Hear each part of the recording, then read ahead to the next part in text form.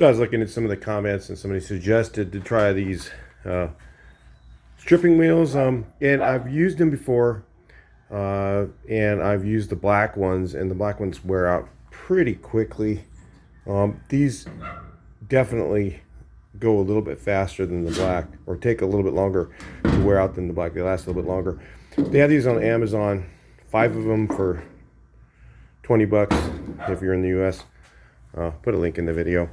And I did this section over here and threw a video on my other channel with different tags and stuff on it.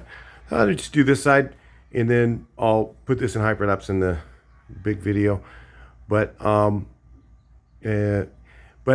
just wanted to demo this and let you guys take a look and see what you think. I think it's actually a great alternative for a stripper if you want to use them. One of the things that's nice about them is they don't damage the metal. If you see, it kind of just polishes it. It doesn't scratch it much. It's kind of a pretty fine scratch that's in there, and that should fill in no problem with some primer.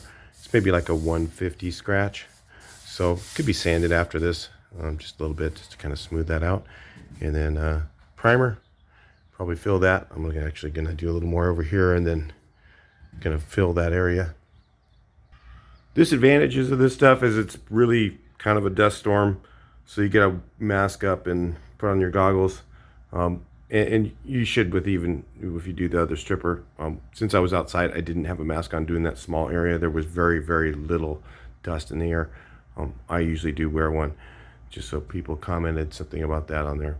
But I'll go ahead and do a demo of this, and we'll take a look and see what you guys think.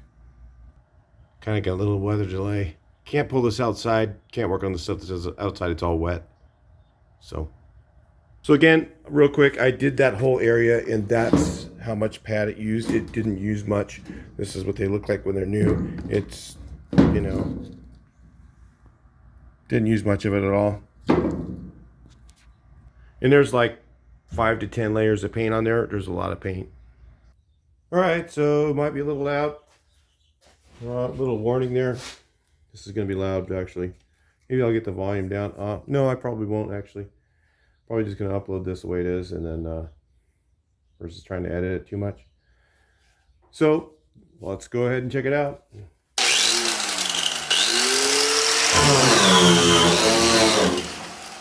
Hold on.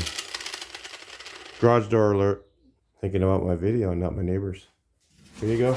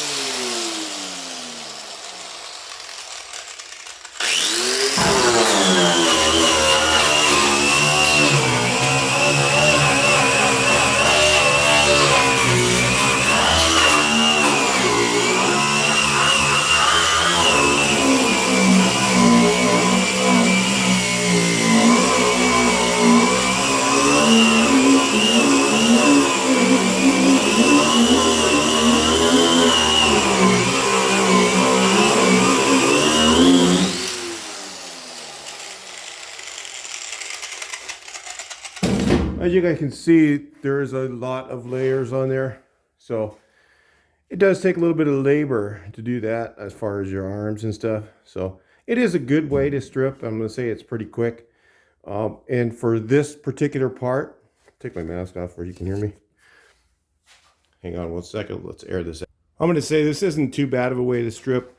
And the blue pads, and you know, one of the reasons I didn't use this stuff is because the pads used to be really expensive, and now that they have Amazon and eBay, you kind of always have to relook at everything all the time. You always learn new things because the stuff is just changing daily. You know, the price of these things have gotten really cheap because you can get them from wherever, China or whatever, very cheap, versus when, you know, when I was younger, we never stripped that way because those pads were like $10 a piece, and I mean, compared to $20 for a gallon of stripper, now look at the price of stripper. You know, the price of strippers, you know, $50, I think. I don't know. I haven't bought any in a while, and I was kind of shocked when I was looking on Amazon for the price of stripper with the chemical in it. You know, with the good chemical. What's it called?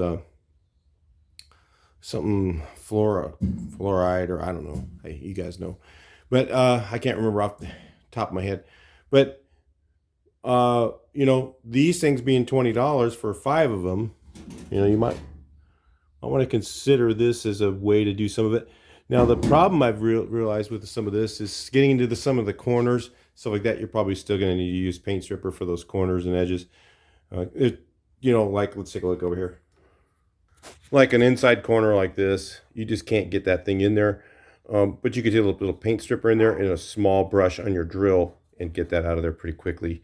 So, you know, and that's a lot of layers. If you tried to do it any other way, you know, sand, that you just can't get it out of there any other way than a stripper. So instead of buying a gallon, maybe you'll buy a quart, something like that. So anyway, it seems like a pretty good alternative for some things. I mean, not gonna say for everything. I think if I was stripping in a whole car, I would probably still use paint stripper. It might be a bit faster. And this is, again, a little bit heavier on my body than using the bottle brush. Is a little bit easier. I don't have to push on it quite as hard to get the layers off. So it just comes right off when the stripper's already softened it. Maybe after using stripper, using one of these wheels. Haven't tried that yet, but as you're stripping cars, maybe it's just a couple of different ways to do things. It depends on where you're at. You know, this is probably lead-based stuff, so that might be something to consider. You know, this is a lot of breathing that garbage, even though you have an N95 or a respirator on. I would definitely recommend always using that anyway. But and some goggles. And there's going to be a lot in the air when you do this. It's like sanding it off. But it does work really good. So, and these blue pads that they didn't have the blue ones before. I think they are a little bit sturdier. Whatever it is, it's a little bit harder than the black ones. The black ones are you can almost squeeze them. These ones, they're really stiff. So anyway, a little thing to try on stripping. I'll talk to you guys in the next video. Please like, share, and subscribe, and keep watching the build on the Steiger.